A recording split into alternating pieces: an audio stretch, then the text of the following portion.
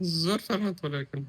Davom etingchi. Bitta baliqchi bor ekan. Mhm. Baliq ushlabdi-da, uyga olib ketdi. Uyga olib kelsa, ichidan shunaqangi qimmatbaho dur chiqibdi. Keyin durni bitta ilmli odam bor ekan, shayx odam. Oldiga olib boribdi-da, mana bu durni ko'rsatdi. Bu debdi, judayam qimmatbaho dur debdi.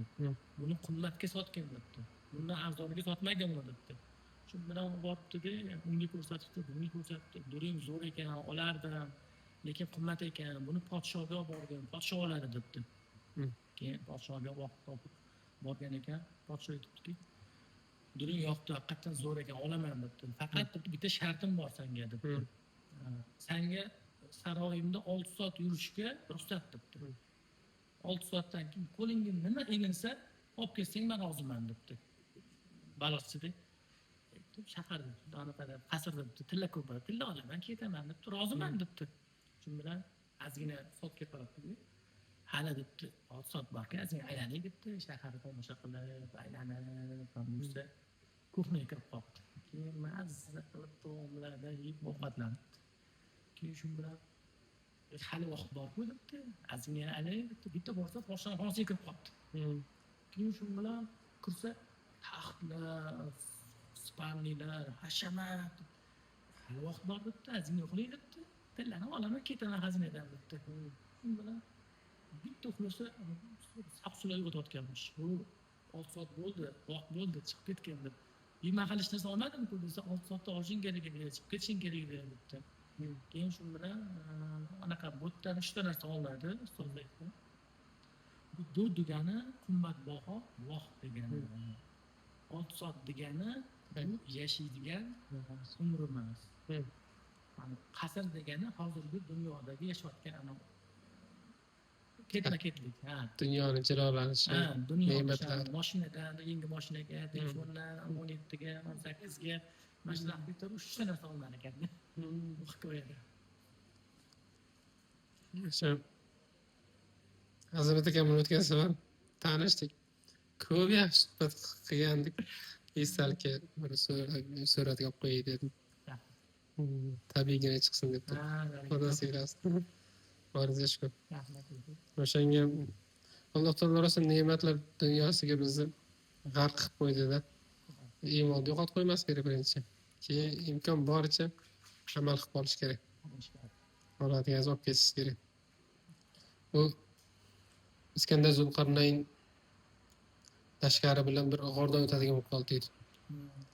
Adashmasam Shahzada ikisi kerakda shu. Keyin juda torayadigan joyi bor, kengayadigan, havo yetishadigan, yetishmaydigan qop qorong'i g'ordan ketyapti. Bir joyda Iskandar Zulqarnaynga bir ilhom qilindi. Xudoning bir hikmatli zoti bo'lganda ham askarlarga buyurdiki, hamma qurbi yetgancha yerdagi toshlardan olsin dedi. Keyin podshohimiz aytdi deb turib, hamma imkon qadar olishni boshladi. Darxildar aytdi, dedi, o'zi zo'rg'a yuribmiz. G'orda hali o'lib ketamiz, bormizmi yo'qmiz, oxirigacha yetamizmi yo'qmi. Ozgina oldi. Bir xillar umuman omad deydi. Keyin chiqdi ular deydi, bir amallab, ancha vaqtdan keyin. G'ordan chiqsa, hammasi qimmatbaho toshlar ekan dedi. Eng ko'p olganlar xursand bo'ldi deydi. O'rtacha olganlar hasrat qildi. Umuman olmaganlar juda pushaymon bo'ldi. Hech narsasi qoldi deydi. O'sha hozir aytganingiz bilan bir xil ekanda. Ya'ni bu dunyoda amalda ko'p qilib qo'yganlar qurbi yetguncha maksimum yashash kerak deb yaxshiliklar qilish kerak. Xudo siylasin. Neyse format agar yoqqan bo'lsa, uzoqda kimdir fikr yozib qo'ysa, bir oyda bir ko'rishamiz ekan o'zi. Har ko'rishganda bir soat, 1,5 soat shunaqa bir yurakdan suhbat qilyapmiz. Ilmni istab yurgan odam uchun shu yaxshi suhbatlashib rosa katta ne'mat bo'ladi. Yaqindan Xitoyga ketib qoldim. Shunaqangi yana bir zo'r siyratdan gapirib berdi anaqa ustoz. Bir kun bitta odam non yeyotgan ekan, qorni och odam. Non yer ekan, bitta tishni itga berar ekan. Non yer ekan, bitta odam kuzatib turib hayratlanib, o'zing qorning och edi, shuni o'zing yesang bo'lmasmidi desa, Alloh taoloning bir maxluqoti menga qarab tursa, qanaqa qilib men u nonni yeya olaman debdi.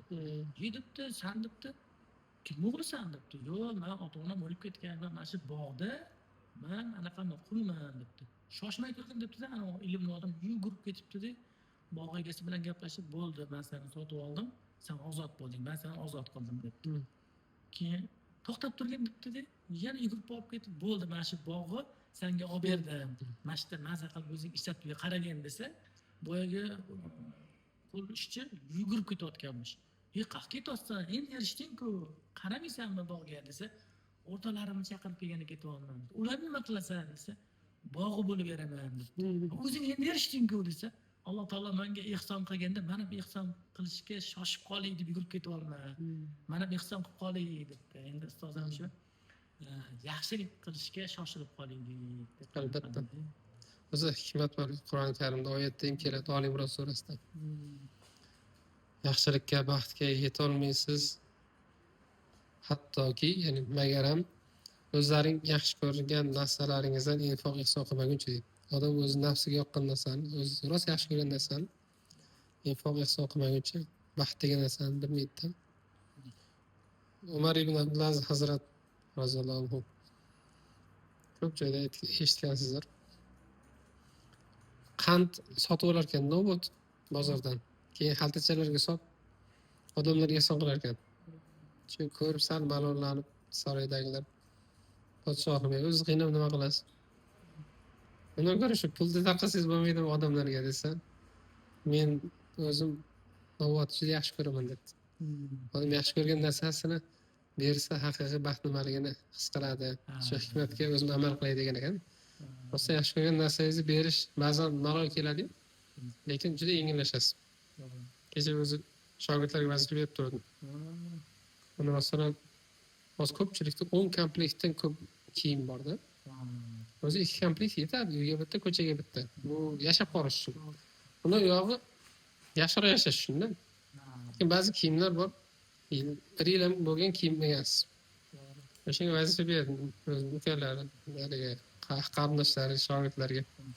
Bir oyda bitta komplekt kiyim, agar bir komplekt kiyim bo'lmasa, bir dona kiyimni chiroyli qilib yuvib, tarab, tuklab, dazmollab yaqinlaringizga hadya qiling.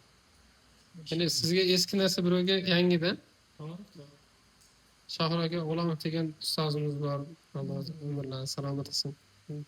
Shu kishi diplomatiya o'qib yurgan paytimiz bir pijaklarini menga beruvdi. Muhammad Arjon, men shuni Koreyada olganman. 3-4 yil mazax kiydim. Sizga bir yaxshi niyatda beryapman, yaxshi kunlaringizni kiyib yuring. Siz ham qadamni shu Koreyalarga yetsin deb yaxshi niyatda. Rosa xursand bo'lganman. Uzoq vaqt kiyib yurdim. Keyin Koreyaga mana 3 marta borib keldik. Hozirgi menda mana 21 yildan beri mana shu sohada ishlayman-da. Biror marta boshqa ish qilib ko'rsammi degan hayolimga kelmaganda. Unga ustozimni bitta anaqasi narsa aytib bergan. O'sha sabab bo'lganda. Shunchagida pul chiqarganda azamat. Ma'lum pul deganda. Vaqt chiqarganda bu paytdan bo'ladi. Nima qilib azamat. Mana bu pul. Buni orqasida hamma yuguradi. Tijoratchilar, katta biznesmenlar hamma yuguradi. Sen ishingni zo'r qilib o'tirsang, bu pulni o'zi keladi senga degan narsasi mana masjidgacha haligacha o'sha narsa anaqa. Ishni boshqa yoqqa chalg'itmaganda. O'sha narsa 21 yildan beri ketadi. Ustozlarimiz salomat bo'lsin baxtimizga. Rahmat, boringizga shukur. Haligi videochilar bir to'yda olsa oldin tog'dan yo gullagan daraxtdan boshlab shuni tugatardi-yu. Biz bunday bizni o'zbek do'ppimiz bir go'zalda. Shu bir davlatda yursam aeroportda birora havas qiladi. Keyin doim o'zimni do'pp olib beraman. Shap sumkamni ochdim, do'pp kiygizdim. Keyin aytdim, men juda ko'p davlatda odamlarni ko'raman aeroportda. Har xil kiyimlari bor. Illo seniki men ko'rganlar ichida eng go'zal ekan. Nimaga unaqa qilyapsiz desam, Ka'batullohga o'xshaykan. Xuddiki sen boshingda Ka'bani ko'tarib yurgandaysan dedi. O'zim hech e'tibor qilmagan ekanman-da. Qarasam rostdan bunday qora, juda bir go'zal holatda. Inshaalloh.